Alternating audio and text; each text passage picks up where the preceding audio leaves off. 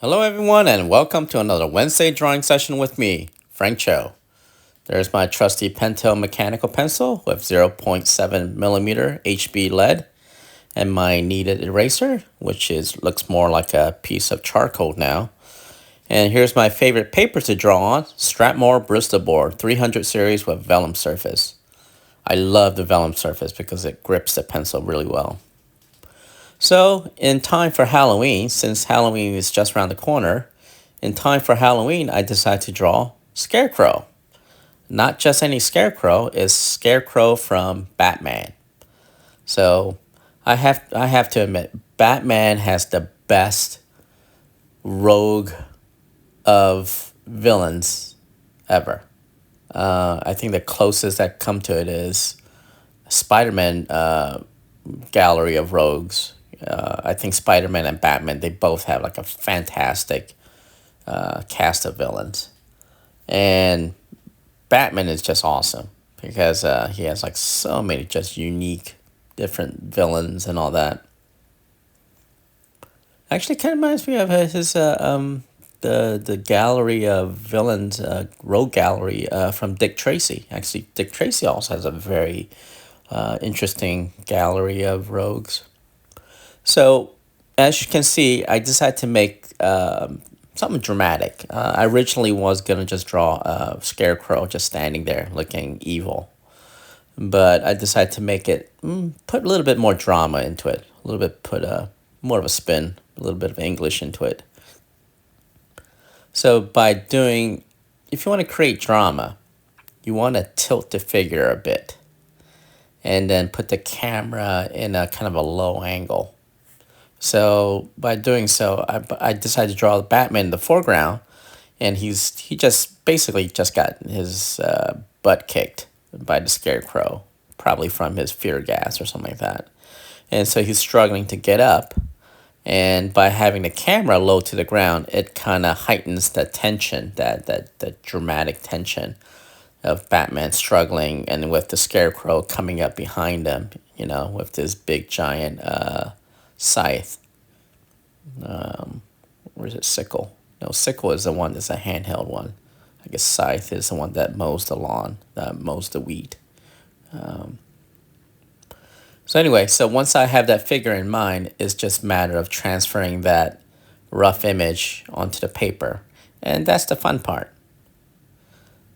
So usually when I have the image in mind, it's a rough image. And then when you start drawing, transferring it onto the paper from your brain to your on the paper, that's the fun part where you, with each pencil stroke, that image becomes more and more clearer and more in focus.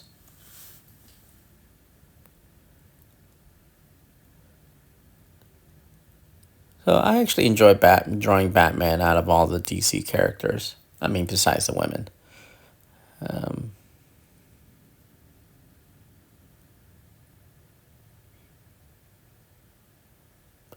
so the reason I enjoyed drawing Scarecrow is I'm a big horror guy.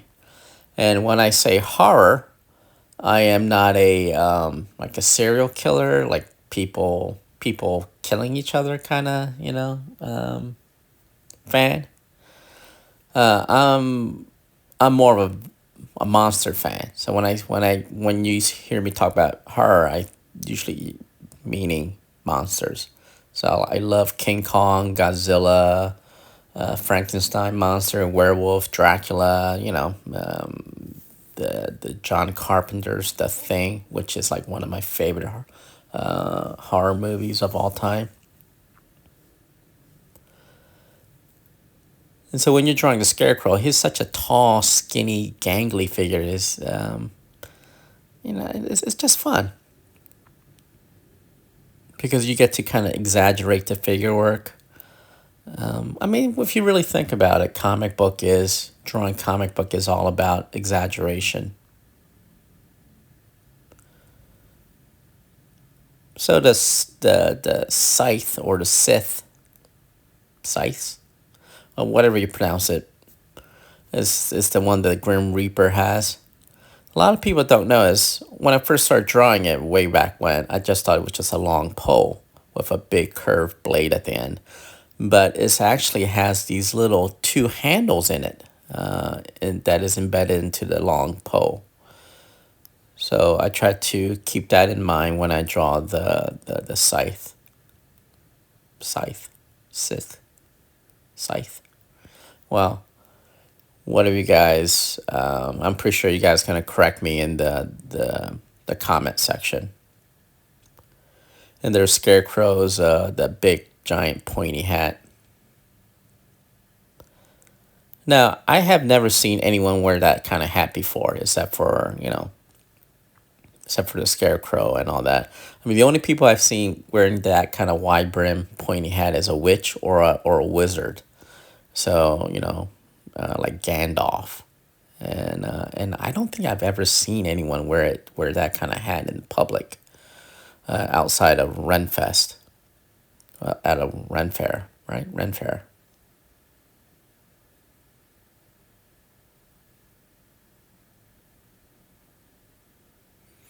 But it's fun. I mean, it's again, Batman has such a fun cast of characters to draw, especially the villains.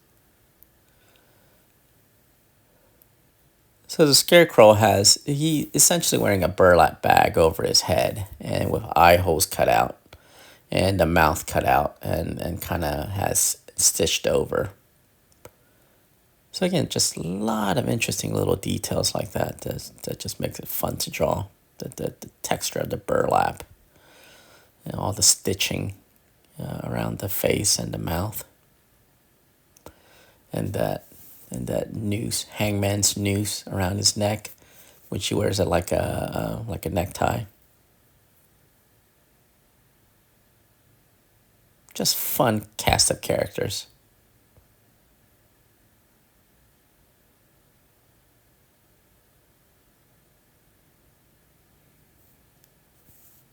So yeah, I try to, since Scarecrow is such a tall, narrow guy, you want to make everything about him just elongated and just gangly.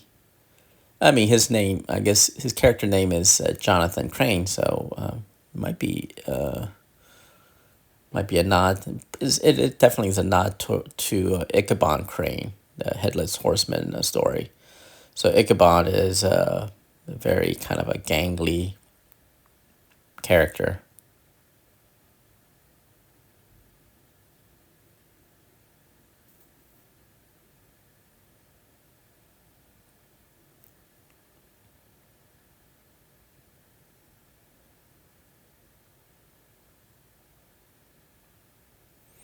Just that menace in his eyes.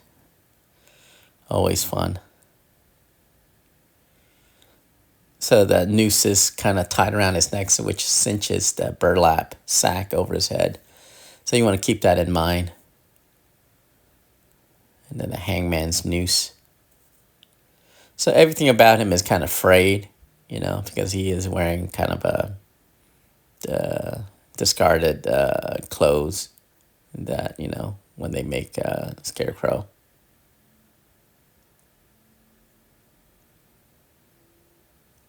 And drawing those folds in his tunic and his belt, which is made out of rope, and also kind of cinches waist in.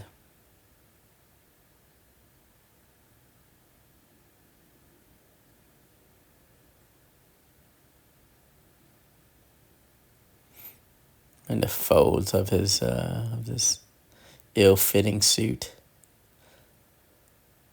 So if you have problem drawing folds on clothing, I recommend that you look at a lot of men's clothing ads. And once you kind of look at all of them, a lot of them, you kind of start getting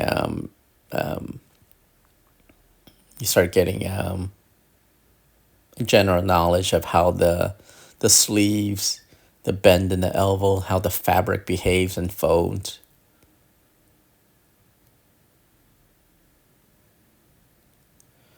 And you can, like everything in a comic book, you can start exaggerating the folds and stuff like that. A guy who did a beautiful job of exaggerating folds and the drapery and all that was Bernie Wrightson.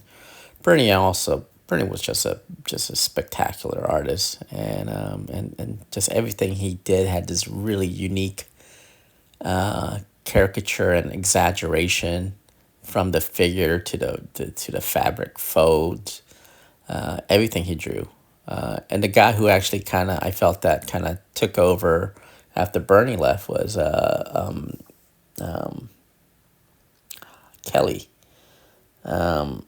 Kelly Jones. Now he does another wonderful job of exaggerating everything.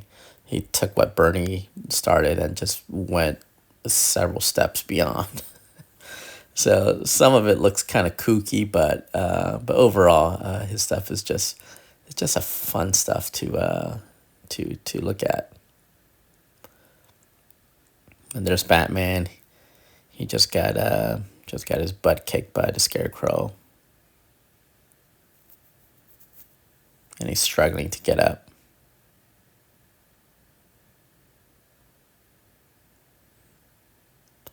So when I draw Batman, I think of two artists. One is Don Newton and Neil Adams. Now, Don Newton was my first Batman. My very first Batman comic I read as a kid was drawn by Don Newton. Don Newton and inked by Dan Atkins. It was Detective Comics 509, where Batman fights Catman, and also starring Selena Kyle, Catwoman, who's never in the costume. She gets kidnapped by Catman, and Batman comes to rescue her. So I thought, when I first saw that as a little kid, I was just blown away by just a classical drawing of Don Newton, because everything Don Newton did, there's a certain air of classical feel to it. So he was my first, and one of my favorite Batman artists of all time, which a lot of people have forgotten about. So I mean, Don Newton was one of those unsung heroes of that era. And here's a fun fact about Don Newton. So Don Newton was a major health nut. So in the '60s, he used to dress as Shazam. So he was also like a weightlifter, power lifter, and also kind of like an amateur bodybuilder. So he was just like a fitness guy. So he would like really work out, and he actually had a really good physique. So back in the '60s, before all these comic conventions started, or the comic cons were just starting to happen, he would show up dressed as Shazam, as Captain Marvel. And he did look the part. I mean, he was a tall, muscular guy, in the Shazam outfit. So that's always kind of like funny to me. So anyway, he actually died early. I think he died in the early '80s, like '82 or something like that. So the reason he died was because of his health regimen. So he hated processed food, so he would drink everything organic and stuff like that. So he would only drink unpasteurized milk. So the unpasteurized milk, the bacteria from the unpasteurized milk, got into his heart, and I think he got infected his heart valves, and so he died of a massive heart attack because of drinking unpasteurized milk. So which is a shame, because the world lost an absolutely fantastic artist, and he died way too young. I mean, he was just super talented guy. So not only did he do Batman, he actually drew a bunch of the Phantom comics. So I think Phantom comic might be one of his earliest professional works. So it's kind of clunky at times, but you can see him improving with each issue. There's a gorgeous the Phantom cover that he painted, I think in acrylic, which is dynamite. And by the time he got essentially promoted to the big leagues, the DC Comics, and got on Batman, his stuff was just absolutely just spectacular. So I decided to draw Batman in the foreground, in that forced perspective. Um, it started to, you could definitely see my Neil Adams influence in my work when I do stuff like this, that kind of the forced perspective stuff. So the second artist that I love when I draw Batman is Neil Adams. Now Neil Adams is just, he's just an absolute art god. Neil is the one that put who basically revamped Batman and brought Batman back to his origin. So Batman in the 40s and 50s, especially the 50s and 60s, he became this big giant Boy Scout because of the whole comic code and the seduction of innocence. So they basically, the DC Comics didn't want to offend anyone, so they turned Batman, one of the greatest vigilante night nocturnal hero, into this basically a big goofy scoutmaster. And then Neil Adams came and basically took Batman to his root, who's this just dark, brooding, violent superhero. So Neil Adams, I can't say enough good things about Neil because because I feel like comics basically definitely changed when Neil came on board. He just kind of like just just grabbed the entire industry by the throat and just just put it back and just gave it more maturity and realism into comics.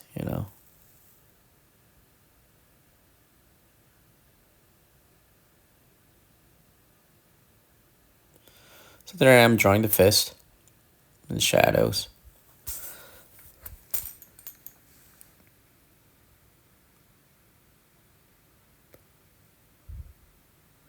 So when I draw, I mean, when I start drawing, as you can see here, it's just all mainly gestural drawing. My drawings are very, very loose. And then as I go along, I tighten them up more and more. So when I'm drawing, so when I start drawing, I draw very loose and just kind of get the general proportion and the shape down. And then once I get that down, then I start tightening everything up.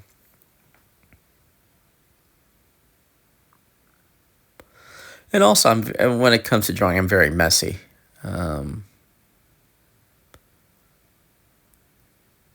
It's the inking stage that I get very, very tight and very clean. But the pencil stage, which is one of my favorite stage of art, because you get to play around, you get to like roll around the mud to see what works and what doesn't work. So I can't say enough good things about the pencil stage.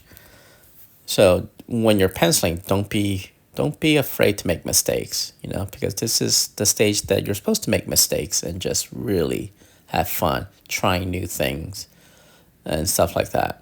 So as you can see right there, I pretty much lightly erased the entire figure, and then now I'm going in and just kind of like sharpening all the different parts of the drawing. So once in the first stage, I kind of loosely penciled everything and tried to figure out where everything goes and all that. And then I erase it and get rid of all the stray marks and start really refocusing on the drawing to basically kind of to nail it down.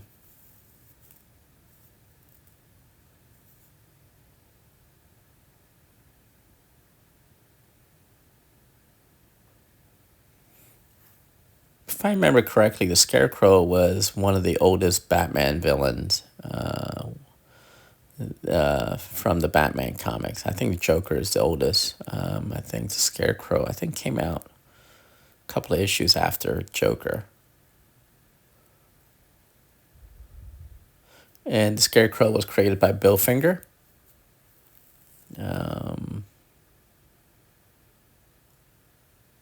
Now the Bill Finger is he's the uncredited, often overlooked creator of Batman.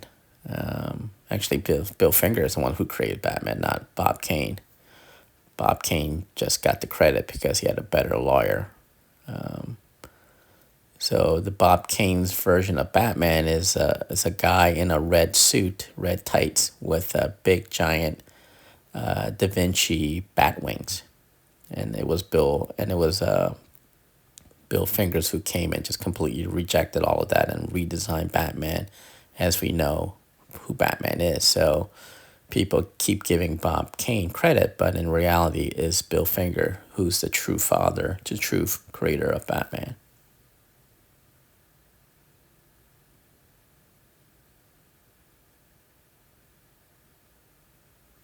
So drawing that noose.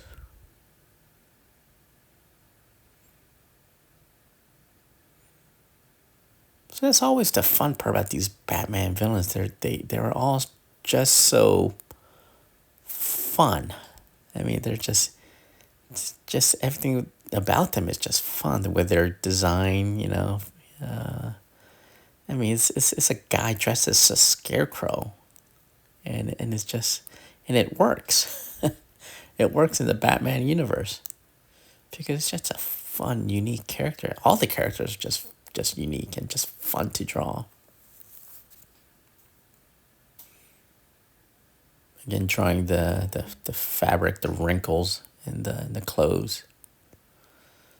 Again, you can see some of Bernie Wrightson's influence there.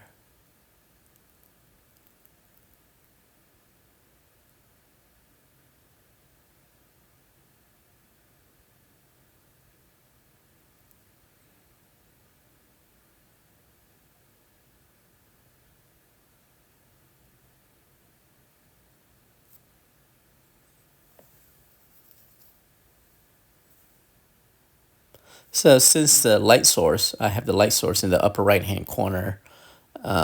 Since you kind of have that in mind, and you basically put the shadows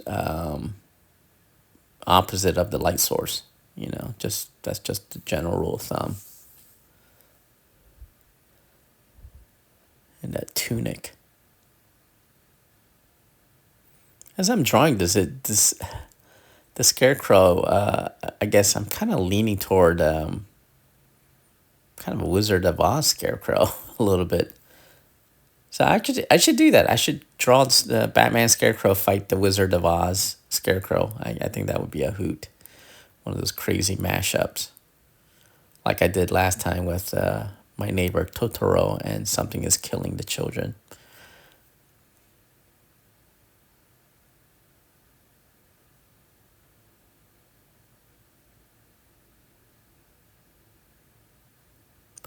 I didn't realize how many Batman characters I've drawn. I mean, at the rate I'm going, I think I will probably end up drawing all the Batman characters.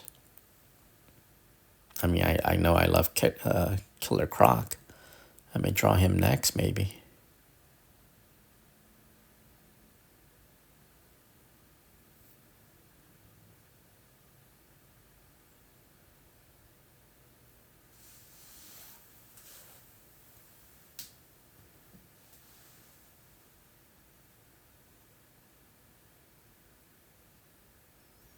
There's that 3/4 shadow with a little bit of rim lighting.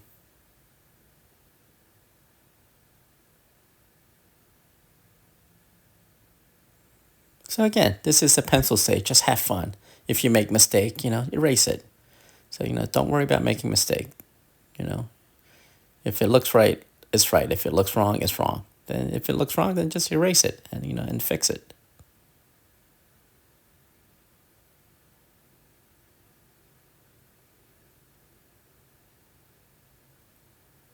Yeah, I tried to add more shadows to this drawing because Batman again is a creature of the night, and so is all of his villains.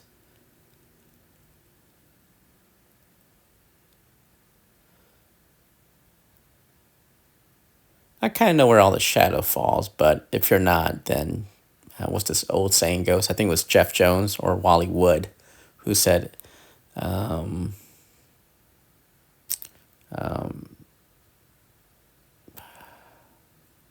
if you're not sure, like black it out.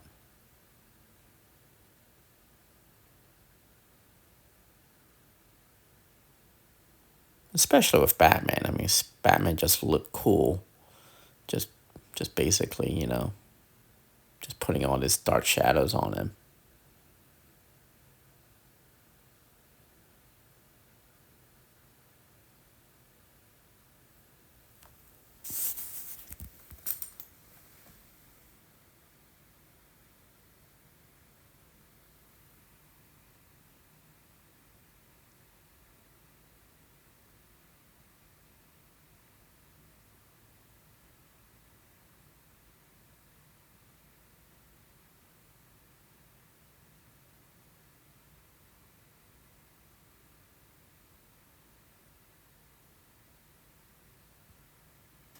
Just adding the fabric fold of the cape.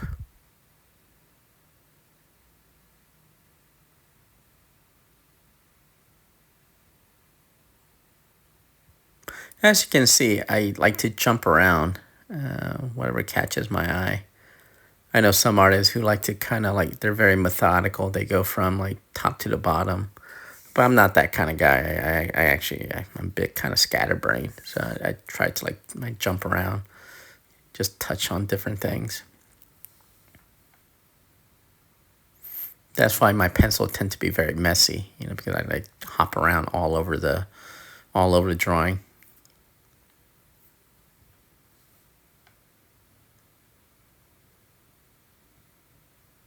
So here's a simple trick, you just add the drawing, and then you know, once you have the drawing down, you just kind of erase the middle, and then boom, it's a solid object.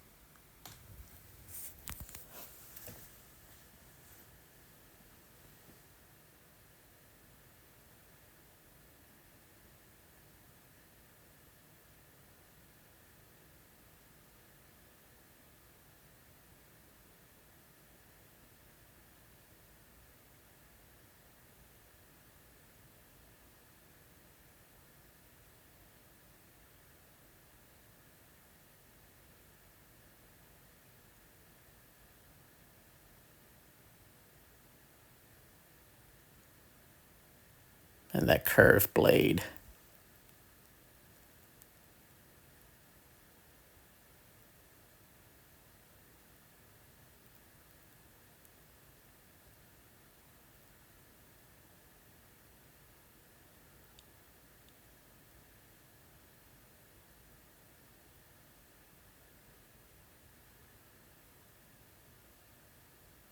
So I decided to add more pumpkins.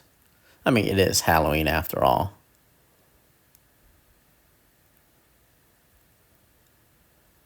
So since I added pumpkin on the left side, I decided to add a pumpkin on the right side to kind of balance out the composition. And then more pumpkins.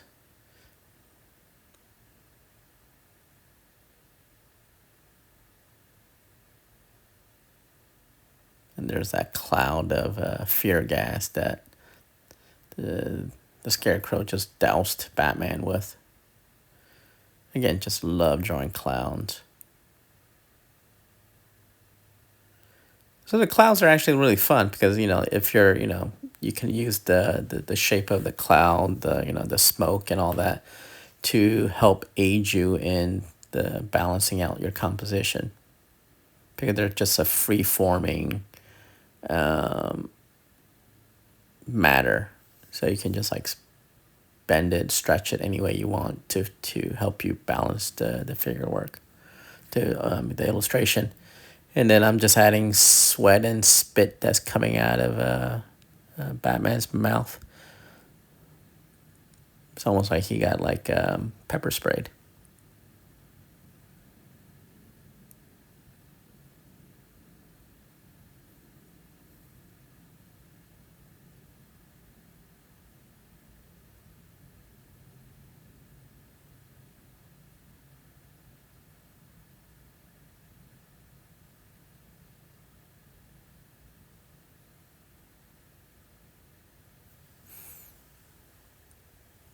Adding the jack-o'-lantern, since it is, again, Halloween.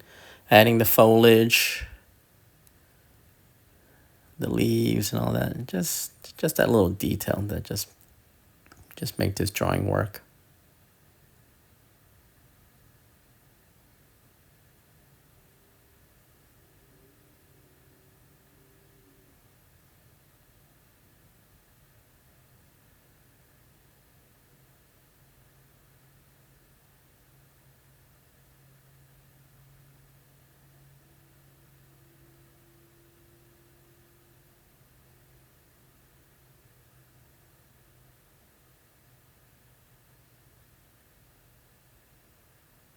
Just adding the foliage, the grass.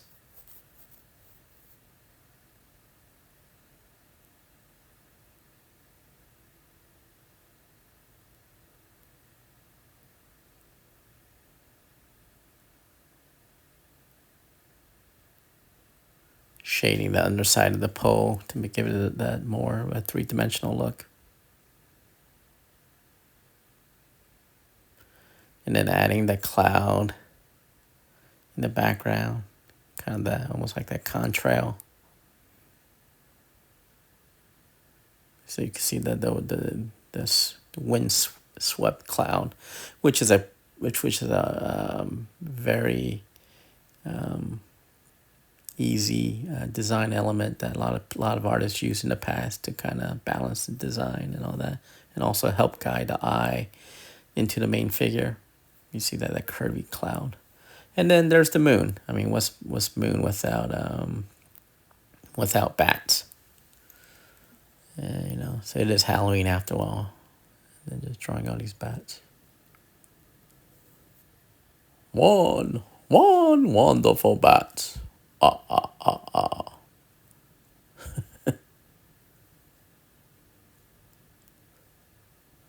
So actually, the funny thing, like a lot of people ask me, do you just, what do you do when you draw? I mean, I actually kind of like do a lot of, I act out the scene and all that. So it's actually, I get really into drawing sometimes. So if you see me alone drawing and then spy on me, you might think I'm a lunatic because I sometimes like get up and start acting out the scene to try to get into the mindset of the character that I'm drawing. So I decided to add more shadow on the face of Batman to kind of give it that more anguish. So if you know the anatomy of the face, all the landmark is very easy to add shadows to it. Because it's very easy because the high point, and that's where the highlights, the low point, the recessed area, that's where you put the shadows in and stuff like that. So after a while, you just kind of get used to it, and then you can do a lot of different stuff with the anatomy, without reference. So that's Batman's lower half of his lower half. You just bathe that in shadow.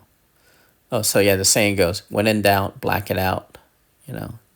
So I can't remember if it was Jeff Jones or Wally Wood, but that's a famous saying.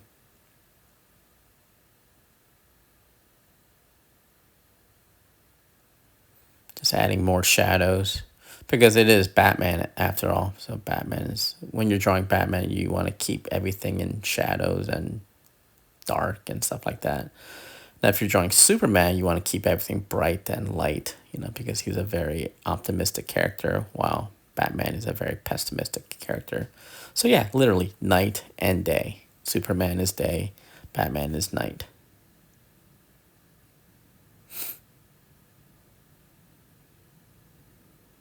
So adding more pumpkins.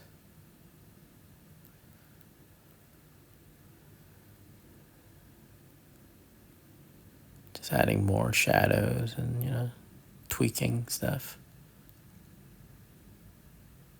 Darkening the outline of the curved blade. And then adding a little bit more texture to the smoke.